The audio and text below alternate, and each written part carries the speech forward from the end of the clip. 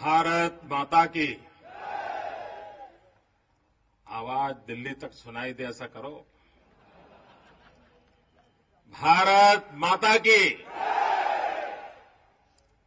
मंच पर विराजमान भारतीय जनता पार्टी के सभी वरिष्ठ नेतागण और इस चुनाव में मंडी के उम्मीदवार श्रीमान डीडी ठाकुर जी,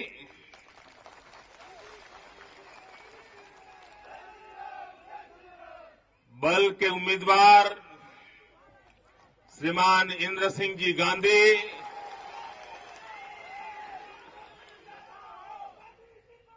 नाचन के उम्मीदवार भाई श्री विनोद कुमार,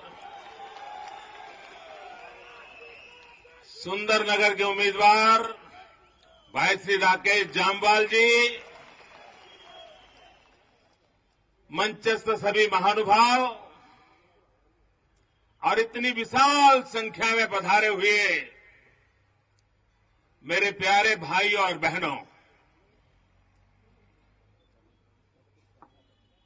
मैं जब हिमाचल आता हूं तो मुझे लगता है कि गुजरात के बाद ये मेरा दूसरा घर है।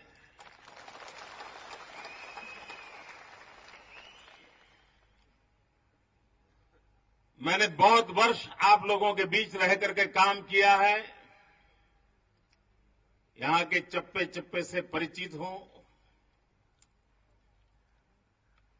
और मंडी आते ही मैंने पूछा कि भाई आज भी सिपू बड़ी खाई जाती है कि नहीं खाई जाती है?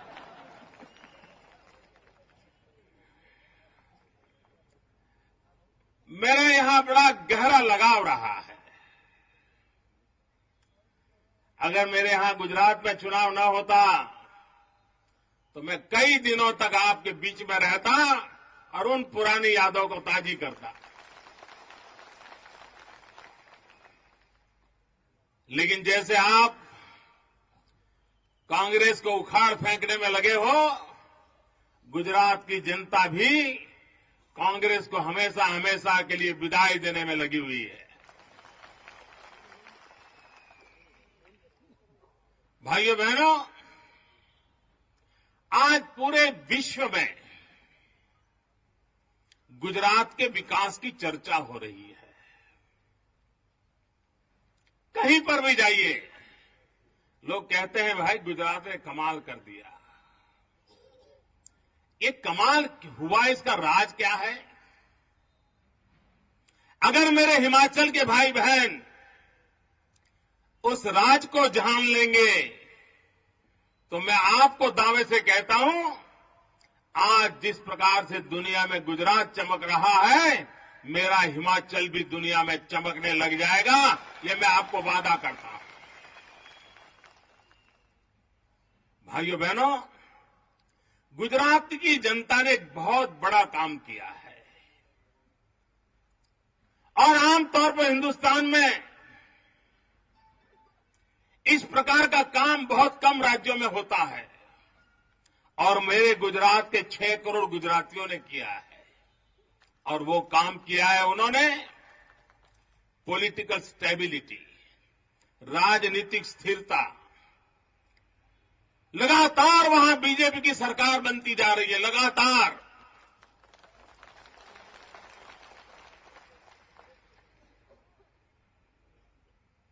और पॉलिटिकल स्थिरता के कारण, राजनीतिक स्थिरता के कारण एक पॉलिटिकल पार्टी की जवाबदेही भी बन जाती है। जब 5 साल में आते जाती रहती हैं सरकारें तो कोई जवाबदेही बनती नहीं है। आज मेरा गुजरात 3-3 बार मुझे चुनाव पर बिठाया है तो लोग मुझे पूछ सकते हैं, मोदी जी बताओ इसका क्या हुआ, उसका क्या हुआ। लेकिन अगर 5 साल में आए गए तो फिर पूछने के लिए जगह ही नहीं रहती है। और इसलिए भाइयों बहनों, अगर गुजरात से मैं आपके लिए कोई संदेश लेकर के आया हूं तो वो संदेश मेरे हिमाचल के भाइयों बहनों के लिए है कि आप हिमाचल में बार बार सरकारें बदलने के प्रयोग बहुत कर चुके हैं और उसके कारण हिमाचल में न नीतियों की सुदीर्घता रहती है, न व्यवस्थाएं ठीक रहती है और बदलाव के बाद 2-2 साल तो नए बदलाव में स्थिर होने में चले जाते हैं और राज्य वहीं का ढेर रह जाता है। भाइयों बहनों, मैं हिमाचल से प्रार्थना करने आया हूं, इस देवभूमि से मैं प्रार्थना करने आया हूं, इस पवित्र धरती के पवित्र नागरिकों से प्रार्थना करने आया हूं कि आप भी गुजरात के नागरिकों की तरह राजनीतिक स्थिरता पर ध्यान केंद्रित करें। भाजपा की सरकार को दोबारा चुनिए, धूमल जी को दोबारा चुनिए और मैं आपको वादा करता हूं 5 साल के बाद मेरे से हिसाब मांगना। जो तरक्की गुजरात ने की है वैसी तरक्की हिमाचल करके दिखाएगा।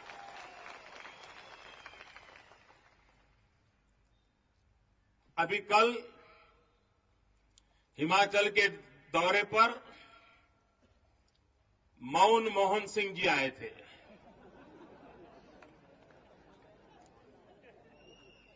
और आज की सबसे बड़ी खबर यही है अखबारों में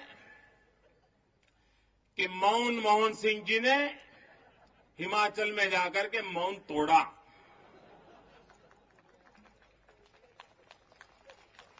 यह भी एक बड़ी खबर है। पता ही नहीं चल रहा है देश की हालत के संबंध में प्रधानमंत्री जी क्या सोच रहे हैं। भाइयों बहनों, मैं हैरान हूं। कुछ दिन पहले यहीं पर मंडी में मैडम सोनिया जी आई थी, प्रधानमंत्री जी आए और भी लोग बारी बारी से आएंगे। लेकिन भाइयों बहनों, मुझे खुशी होती, कम से कम मेरे दिल को एक संतोष मिलता कि मेरे देश के प्रधानमंत्री को कांग्रेस पार्टी की अध्यक्षा मैडम सोनिया गांधी को इस देश के गरीबों की चिंता होती। कम से कम एक बार वो महंगाई पर कुछ बोलते, दर्द जताते, गरीबों के प्रति संवेदना जताते और देश की जनता को कहते, हिमाचल की जनता को कहते कि महंगाई रोकने में हम विफल हुए हैं, लेकिन आप विश्वास कीजिए हम कभी न कभी महंगाई कम करने का प्रयास करेंगे। भाइयों बहनों, मैं आपको एक सवाल पूछ सकता हूं? आप लोगों को एक सवाल पूछूं? बस सब लोग बोलो, हां बोलो तो मैं पूछूं? क्या ये दोनों लोगों ने महंगाई के लिए एक शब्द बोला है? महंगाई बढ़ रही है इसके लिए जवाब दिया है? महंगाई बढ़ रही है इसके लिए कोई दर्द व्यक्त किया है? भाइयों बहनों, इस देश की गंभीर समस्या है महंगाई, और उसके बावजूद भी उनके सीने में दर्द तक नहीं है। क्या देश के प्रधानमंत्री का कर्तव्य नहीं है कि वो जाकर के कहे कि भाई हम जब चुनाव लड़ रहे थे हमने वादा किया था कि 100 दिन में हम महंगाई कम करेंगे, लेकिन 2-2 हजार दिन हो गए, उसके बावजूद भी हम कम नहीं कर पाए। एक हमारी गलती है, जनता हमें माफ करे, इतना तो कहना चाहिए था कि नहीं? लेकिन कांग्रेस पार्टी को इतना अहंकार है, कांग्रेस पार्टी को जन भावनाओं की परवाह नहीं है, देश के प्रवाहों की परवाह नहीं है। वो अपनी ही चाल चलते जाते हैं और इतना अहंकार है, वो मानते हैं कि दुनिया तो उनके झोले में है, वो दुनिया को जो चाहे जहां मरोड़ सकते हैं। इतना ही नहीं भाइयों बहनों, महंगाई क्या कम थी तो उन्होंने आपसे गैस का सिलेंडर भी छीन लिया। मेरी माताएं बहनें इतनी यहां बैठी है, मैं समझता नहीं हूं। घर के अंदर और जहां ठंडा प्रदेश है वहां दिन में कितनी बार चीजों को गर्म करना पड़ता है, देर में ठंडा हो जाता है, बार बार उसको गर्म करना पड़ता है, चालू खाते खाते भी गर्म करना पड़ता है। और वहां पर गैस के सिलेंडर ले लें तो क्या वो अपने पतिदेव को कच्चा खिलाए क्या? एक परिवार को स्वाभाविक 24 सिलेंडर स्वाभाविक लगते हैं, इन्होंने कह दिया 6 सिलेंडर। क्या 18 सिलेंडर ये गरीब काला बाजारी से खरीद पाएगा? क्या फिर से उसको चूल्हे की ओर जाना पड़ेगा? क्या फिर से उसको जंगल काटने पड़ेंगे? क्या फिर से हमारी इस हरी भरी हिमाचल की आप धरती को बर्बाद करने की नौबत आएगी? लकड़ी काटने के लिए मजबूर किया जाएगा मेरे हिमाचल को। पूरा देश जिस हिमाचल के लिए गौर करता है उस हिमाचल को पेड़ पौधे काट काट करके अगर खाना पकाने की नौबत आएगी तो इसके लिए अगर कोई गुनहगार होगा तो ये दिल्ली की सल्तनत गुनहगार होगी। भाइयों बहनों, ये लोग जिम्मेवार होंगे। मैं प्रेम कुमार धूमल जी का अभिनंदन करना चाहता हूं। दिल्ली से कोई मदद न होने के बाद भी दिल्ली सिलेंडर छीनती चली जा रही है, उसके बावजूद भी उन्होंने हिमाचल की मेरी माताओं बहनों की चिंता की, बच्चे को गर्म खाना मिले इसकी चिंता की, और उन्होंने हर परिवार में मुफ्त में चूल्हा देने का वादा किया। मैं धूमल जी का एक बहुत बड़ा अहम ये मानवीय कदम मानता हूं, मानवीय कदम मानता हूं। और आज आपको गैस के कारण जो खर्चा होता है, और मित्रों कांग्रेस की तरह वादे नहीं, आपको लाकर के दिखा दिया कि ये होगा। झूठे नारे नहीं, झूठे वादे नहीं। भाइयों बहनों, मैं इस एक कारण भी अगर वोट देना होगा, अगर मैं हिमाचल का नागरिक होता तो धूमल जी की ये करुणा के कारण, गरीब परिवारों के प्रति प्रेम के कारण मेरा वोट जरूर धूमल जी को देकर के जाता। इतना बढ़िया काम किया है, कोई और नहीं कर सकता भाइयों। और ये दिल्ली सरकार के मुंह पर तमाचा है। ये चूल्हा नहीं है, ये चूल्हा सिर्फ रसोई पकाएगा ऐसा नहीं, ये धूमल जी का चूल्हा पूरी कांग्रेस को खाक करके रख देगा भाइयों, पूरी कांग्रेस को खाक करके रख देगा। ये इनका कारोबार ही ऐसे है। भाइयों बहनों, मैं एक गुजरात की घटना सुनाता हूं। मेरे प्रदेश में मैंने काम किया है। हमने पाइपलाइन से लोगों के घर गैस पहुंचाने का काम आरंभ किया। 300 गांवों में वो काम मैं कर पाया। 7 लाख परिवारों को घर के अंदर जैसे नल से पानी आता है वैसे नल से गैस आता है। अब मेरा सपना था कि पिछले वर्ष 20 लाख तक मैं पहुंचाऊं इस बात को, लेकिन कांग्रेस वालों को पता चल गया कि मोदी अगर गैस घर घर इस प्रकार से पहुंचा देगा और उनके इस दिल्ली वाले सिलेंडर वाले गैस से आधी कीमत में, और अगर ये महिलाएं सब मोदी की तरफ चली गई तो कांग्रेस की मिट्टी पलीत हो जाएगी, कभी कांग्रेस जिंदा नहीं रहेगी। तो उन्होंने क्या किया, उन्होंने, भारत सरकार ने एक कानून निकाला कि गैस की पाइपलाइन डालने का अधिकार सिर्फ भारत सरकार को है, कोई राज्य सरकार गैस की पाइपलाइन नहीं डाल सकता है। अब मुझे बताइए भैया, इतना जहर क्या गुजरात हिंदुस्तान में नहीं है क्या? ये कोई विदेश में है क्या जिसकी इस प्रकार की पाइप पे काट देने का निर्णय करते हो आप? शोभा देता है आपको? वरना आज मेरे गुजरात में 20 लाख परिवारों में पाइपलाइन से गैस होता 3 करोड़ सिलेंडर बच जाते, 3 करोड़ सिलेंडर भारत सरकार के बचते और 3 करोड़ सिलेंडर बचने के कारण सालाना भारत सरकार की 15,000 करोड़ रुपया सब्सिडी बच जाती, उनके जेब में पैसे बच जाते। लेकिन चूंकि गुजरात में मोदी को क्रेडिट मिल रही है, मेरे काम को रोक दिया है। भाइयों बहनों, मैं चुप रहने वाला इंसान नहीं हूं। उनको पता नहीं है मोदी है, वो ईंट का जवाब पत्थर से देना जानता है। और मैंने सुप्रीम कोर्ट के दरवाजे खटखटाए हैं और मैं दिल्ली सरकार को झुका के रहूंगा दोस्तों, झुका के रहूंगा।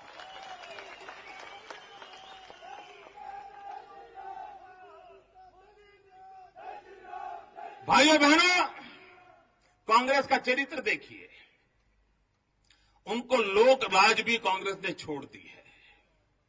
सार्वजनिक जीवन में अगर सबसे बड़ी कोई पूंजी हुआ करती थी तो वो लोकलाज होती थी।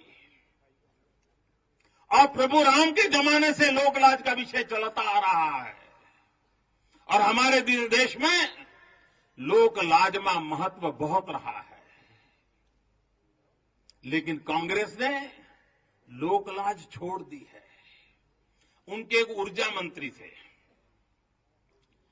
वे ऊर्जा मंत्री के जमाने में हिंदुस्तान के 19 राज्यों में 48 घंटे के लिए अंधेरा हो गया, बिजली गुल हो गई। 70 करोड़ देश के नागरिक 48 घंटे तक अंधेरे में जिंदगी गुजारा कर रहे थे। ऑपरेशन थिएटर में किसी का आधा ऑपरेशन हुआ है, बिजली चली गई, ऑपरेशन अटक गया। लोग ट्रेन में सफर कर रहे थे, बिजली चली गई, ट्रेन बीच रात अटक गई। सारे विश्व में 21वीं सदी, हिंदुस्तान की सदी की जहां चर्चा होती थी, पूरे विश्व के अखबारों ने लिखा कि ये कैसा देश है कि 21वीं सदी के पहले दशक के बाद भी लोगों को बिजली मुहैया नहीं कर पा रहा है। आधे आधे पेज के लेख लिखे गए और आखिर में एक पैराग्राफ आता था और वो पैराग्राफ ये आता था कि एक तरफ पूरा हिंदुस्तान अंधेरे में डूबा हुआ था, एक अकेला गुजरात ऐसा था जहां बिजली जगमगा रही थी। लेकिन भाइयों बहनों, मेरा विषय दूसरा है। जिस मंत्री के रहते हुए हिंदुस्तान अंधेरे में डूब गया, जिस मंत्री के रहते हुए हिंदुस्तान को दुनिया में नाले से झेलनी पड़ी, उस मंत्री को उसी रात विदाई कर देने की जरूरत थी। लेकिन ये दिल्ली की कांग्रेस की चरित्र देखिए, उनका कल्चर देखिए, लाज शर्म के बिना किस प्रकार से व्यवहार किया जाता है, लोकलाज की परवाह न करना, ये उनके जो तौर तरीके हैं देखिए। उन्होंने उसी मंत्री को एक ही हफ्ते में प्रमोशन दे दिया, देश का गृह मंत्री बनाया। अगर आप विफल हैं, गुनाह करते हैं, गलत करते हो तो कांग्रेस में प्रमोशन मिलता है। अभी एक उनके दूसरे मंत्री श्रीमान सलमान खुर्शीद जी, खुर्शीद जी है कि खुर्शी जी है मालूम नहीं, उन्होंने उन पर बड़े गंभीर आरोप लगे। अपंग लोगों के पैसे हटवाने का आरोप लगे। कोई इंक्वायरी नहीं हुई, कोई जानकारी नहीं आई, कुछ नहीं हुआ। उनको इस्तीफा लेना चाहिए था। देश के दिल में एक आग जलक रही थी और लेकिन किया क्या, कल उनका प्रमोशन कर दिया। आप गुनाह करो, प्रमोशन पाओ, आप बेईमानी करो, प्रमोशन पाओ। यही कांग्रेस के तौर तरीके हैं। कांग्रेस के एक मंत्री थे, पार्लियामेंट में पहले वो मिनिस्टर हुआ करते थे, उन पर आरोप लगे पैसों की धांधली के, क्रिकेट के ढीकने फलाने। उन्होंने संसद में उठ करके खड़े होकर के कहा था कि जिस महिला ने मेरे खाते में जिस महिला के खाते में 50 करोड़ जमा हुए हैं, वो 50 करोड़ रुपए से मेरा कोई लेना देना नहीं है। संसद में कहा था। और महीने भर के अंदर अंदर उनकी शादी की पत्रिकाएं सब दूर घूमने लगी। भाइयों बहनों, बता दीजिए, इस देश में कभी किसी ने 50 करोड़ की गर्लफ्रेंड देखी है? 50 करोड़ की गर्लफ्रेंड ये गरीब देश में। और उस समय इतना माहौल खराब हो गया कि उनसे इस्तीफा ले लिया गया। अभी भी उन मामले वैसे ही वैसे लटके हुए हैं। कल भी उनको फिर से एक बार मंत्री बना करके बाइज्जत बरी कर दिया गया। कांग्रेस का ये कल्चर देखिए। भाइयों बहनों, आपके हिमाचल के साथ क्या हुआ? केंद्र एक मंत्री, हाईकोर्ट ने उनके खिलाफ आवाज उठाई और कांग्रेस को लगा अब जब न्यायालय ने आवाज उठाई है तो वीरभद्र सिंह जी का इस्तीफा ले लिया गया। इस्तीफा लेकर के इस आयु में उनको कहते कि भाई ठीक है, बहुत हो गया। लेकिन क्या किया? वहां से इस्तीफा लिया और यहां पूरा हिमाचल उनके हवाले कर दिया। भाइयों बहनों, ये उनके तौर तरीके हैं, उनके तौर तरीके हैं। मैं हैरान हूं भाइयों, कांग्रेस किस कल्चर को देश में प्रवाहित करना चाहती है और ऐसी कांग्रेस पार्टी को इस देश को क्यों झेलना चाहिए? इतना ही नहीं भाइयों बहनों, अभी एक स्टील कंपनी से इनकम टैक्स की रेड हुई तो उसमें नोट में पाया गया वीबीएस। इनकम टैक्स में वीबीएस के नाम पर इतने रुपये। खोज पड़ताल हुई। आप जानते हो वीबीएस कौन है? भाइयों बहनों, कांग्रेस वालों ने कह दिया ये वीबीएस वीरभद्र सिंह नहीं है, ये तो वीरभ्रष्ट सिंह है। ये वीरभद्र सिंह नहीं है, ये तो वीरभ्रष्ट सिंह है। ये कोई वीबीएस और होगा, हमारे वीरभद्र सिंह नहीं हो सकते। भाइयों बहनों, हिमाचल के अंदर उतने पर कितने आरोप लग रहे हैं, लेकिन कांग्रेस को कोई परवाह नहीं है। भाइयों बहनों, इक्का दुक्का किसी ने भ्रष्टाचार किया हो तो ये देश उसको ठीक करने की ताकत रखता है। लेकिन सर्वोच्च स्थान पर जब भ्रष्टाचार शिष्टाचार बन जाए, भ्रष्टाचार के प्रति लापरवाही बरती जाए, भ्रष्टाचार के प्रति अनदेखी करने का स्वभाव बन जाए, तो वो देश बहुत गहरे संकट में जाकर के गिरता है। भाइयों बहनों, कांग्रेस से डरने की इसलिए जरूरत है। ये इक्के दुक्के व्यक्ति के भ्रष्टाचार का मुद्दा नहीं है। ये मुद्दा है कांग्रेस के भ्रष्टाचार को शिष्टाचार बनाने के चरित्र के सामने। और अगर भ्रष्टाचार को शिष्टाचार बनाया गया तो देश कितना बर्बाद हो जाएगा, इसका आप अंदाज कर सकते हो। भाइयों बहनों, मैं कभी कभी बहुत परेशान हो जाता हूं। भारत एक संघीय ढांचा है, राज्यों के समूह से देश बना हुआ है। ये संविधान निर्माताओं ने कहा हुआ है। लेकिन जहां जहां भाजपा सरकारें हैं, उन सरकारों को प्रताड़ित करना, उन सरकारों को विफल होने के लिए षड्यंत्र करना, उनके विकास के अंदर रोड़े अटकाना, ये दिल्ली सरकार का स्वभाव बन गया है। मेरे पत्रकार मित्रों से मैं कहूंगा कि समय की मांग है कि वर्तमान कांग्रेस के चरित्र का एनालिसिस करने की जरूरत है। एक नए दृष्टिकोण से चर्चा करने की जरूरत है। जिस जमाने में कांग्रेस का झंडा चारों ओर फहरता था, पंचायत से लेकर के पार्लियामेंट सब दूर शासन करती थी, और कहीं कोई राज्य अगर उभर करके आता था और विरोधी दल की सरकार बनती थी, तो इस देश में 2 दशक ऐसे गए। 2 दशक तक, ये बहुत बहुत गंभीर सवाल मैं उठा रहा हूं आज इस मंडी की सभा में, 2 दशक तक कांग्रेस ने क्या किया? अगर विरोधी दल की कहीं पर भी कोई सरकार बनी हो, कितना ही बहुमत क्यों न आया हो, शाम दाम दंड भेद जो भी शस्त्र काम आए उसका उपयोग करके उस सत्ता पार्टी को डिवाइड करना, एमएलए को खरीद फरोख्त करना, लोभ लालच देना और विरोधी दलों की सरकारों को गिराना। 20 साल तक कांग्रेस ने इस काम को करती रही और अगर कांग्रेस विरोधी दल की सरकार और बहुमत वो दल के अंदर वो डिवाइड नहीं कर सकती थी तो धारा 356 का दुरुपयोग करना, किसी न किसी नाम से जोड़ करके उन सरकारों को गिरा देना।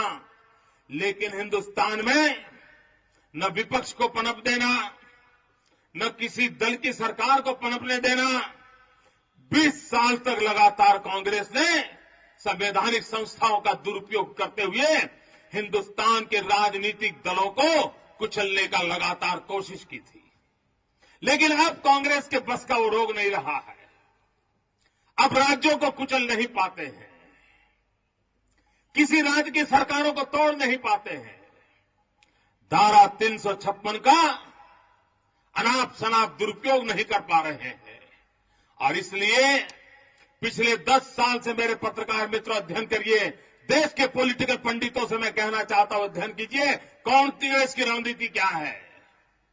जो कांग्रेस 20 साल तक सरकारों को तोड़ने के लिए संविधान का उपयोग करती थी, वो कांग्रेस अब अपने विरोधी दल के प्रमुख राजनेताओं के चरित्र पर कीचड़ उछालने के लिए षड्यंत्र करती है, संवैधानिक संस्थाओं का दुरुपयोग करती है। जितनी भी एजेंसी जो उनके पास है इन्वेस्टिगेशन की, उसका दुरुपयोग करती है और कोई भी दल उभरने लगता हो तो उसके व्यक्तियों पर आरोप जड़ देना, झूठी बातें फैला देना, मीडिया के अंदर एकधारी कथाएं चालू करवा देना, एक नया षड्यंत्र चालू किया और हिंदुस्तान में विरोधी दल का कोई नेता अछूता नहीं है जिस पर कांग्रेस ने इस प्रकार से पिछले 10 साल में गंभीर आरोप न लगाए हो। चरित्र हनन का रास्ता अपनाया है और बाद में क्या करते हैं, सीबीआई का राजनीतिक दुरुपयोग। जब पार्लियामेंट में वोट की जरूरत पड़े सीबीआई को मैदान में उतार दो। मेरे गुजरात में तो मित्रों मैं दावे से कहता हूं, मेरे गुजरात में कांग्रेस पार्टी चुनाव नहीं लड़ रही है। आपको जानकर के आश्चर्य होगा, मेरे गुजरात के अंदर चुनाव के मैदान में कांग्रेस है ही नहीं।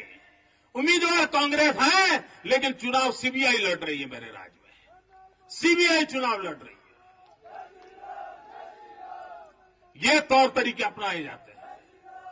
भाइयों बहनों, जहां जहां भारतीय जनता पार्टी की सरकारें हैं उनके साथ अन्याय करना, विकास के अंदर रोड़े अटकाना और ऐसा व्यवहार किया जाता है जैसे किसी दुश्मन देश के राज्य के साथ किया जाए। ये भाजपा के राज्यों के साथ ये दिल्ली की सरकार करती है। ये मैं सार्वजनिक रूप से उन पर आरोप लगाता हूं। भाइयों बहनों, मैं हमेशा देखता हूं कि किस प्रकार से उन्होंने भाजपा सरकारों को विफल होने के लिए प्रयास किया है। आप हिमाचल में देखिए, यहां पर रास्तों का काम प्रमुख काम होता है, क्योंकि कभी भी पहाड़ ढह जाता है, जमीन ढह जाती है, नुकसान होता रहता है। भारत सरकार बहुत बड़ी बातें करती है और मैडम सोनिया जाकर के यहां बोली 10,000 करोड़ दिया है, 10,000 करोड़। मैडम मैं पूछना चाहता हूं, क्या ये 10,000 करोड़ दहेज में आए हुए हैं क्या? ये हिंदुस्तान की 100 करोड़ जनता की मेहनत की कमाई के पैसे हैं। यह आपकी व्यक्तिगत संपत्ति नहीं है। यह आपकी व्यक्तिगत संपत्ति नहीं है। दिल्ली कान खोल करके सुन ले। और आप हम लोगों को रुपयों के नाम पर दबा नहीं सकते हो। भारतीय जनता पार्टी जनता जनार्दन को समर्पित पार्टी है। हम जनता के विकास के लिए लगे हुए लोग हैं।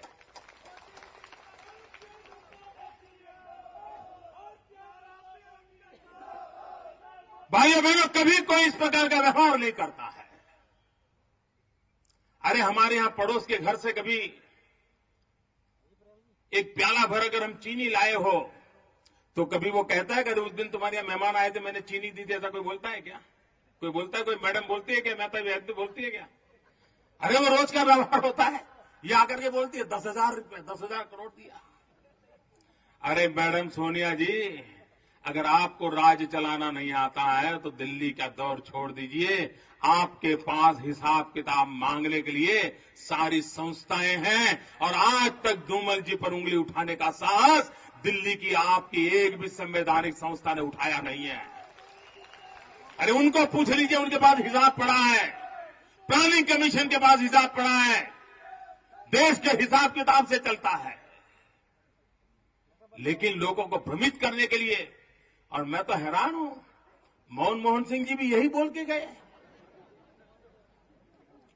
ये अच्छा लगा मुझे कि मनमोहन सिंह जी ने एक आधा वाक्य ये कहा कि भाई हिमाचल में विकास तो हुआ है, ये तो कहा, लेकिन बाद में कहा लेकिन पैसे दिल्ली के थे। भाइयों बहनों, दिल्ली हिंदुस्तान की राजनीति है, राजधानी है, और हिमाचल हिंदुस्तान का एक अंग है। उस हिमाचल को हिंदुस्तान से अलग कर करके बोलने की भाषा, यह हिंदुस्तान के संविधान का अपमान है। भाइयों बहनों, मैं धूमल जी मेरे बहुत अच्छे मित्र रहे हैं। जिस प्रकार से उन्होंने हिमाचल को नई ऊंचाइयों पर ले गए, मैंने बहुत निकट से जाना है, और मैं हिमाचल की मिट्टी से धुला मिला इंसान हूं। मैं देख रहा हूं प्रगति को, और आज मैं गुजरात की धरती से आपसे खास मांगने आया हूं, और मैं आपसे चाहता हूं कि 4 तारीख को आप भारी मतदान करें, और भारतीय जनता पार्टी के कमल के निशान पर बटन दबाएं, और भ्रष्टाचार के खिलाफ अपना आवाज प्रकट करें। कमल के निशान पर बटन दबा करके महंगाई के खिलाफ अपना आक्रोश व्यक्त करें। कमल पर बटन दबा करके दिल्ली की सल्तनत को उखाड़ फेंकने का संकल्प करें। और भाइयों बहनों, जो पाप दिल्ली में चल रहा है, उस पाप को इस देवभूमि में मत आने दीजिए। मेरे भाइयों, उस पाप को देवभूमि में मत आने दीजिए। ये हिंदुस्तान की पवित्र जगह है, ये मेरा हिमाचल हिंदुस्तान का पवित्र स्थान है, हिंदुस्तान की देवभूमि है। कृपा करके इस देवभूमि में ये दिल्ली के पाप को प्रवेश मत करने दीजिए। भाइयों, मत घुसने दीजिए, ये हिमाचल को सुरक्षित रखिए, और धूमल जी इसको सुरक्षित रखेंगे, ये मेरा पूरा विश्वास है। हिमाचल के भाइयों बहनों ने मेरा स्वागत किया, सम्मान किया, मैं आपका बहुत बहुत आभारी हूं। मेरे साथ बोलेंगे भारत माता की, दोनों मुट्ठी बंद करके पूरी ताकत से बोलिए, भारत माता की, भारत माता की, भारत माता की, भारत माता की, भारत माता की, भारत माता की, भारत माता की, भारत माता की। नरेंद्र मोदी जी को जय श्री राम।